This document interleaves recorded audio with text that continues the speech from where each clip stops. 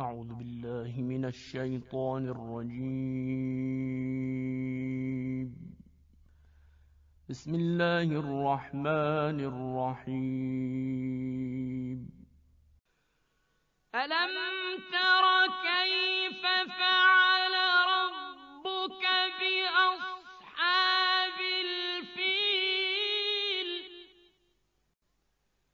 ألم يجعل كيدهم في تضليل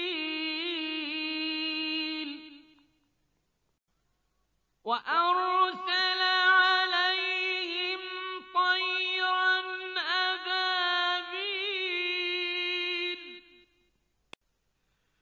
ترميهم بحجارة من سجيل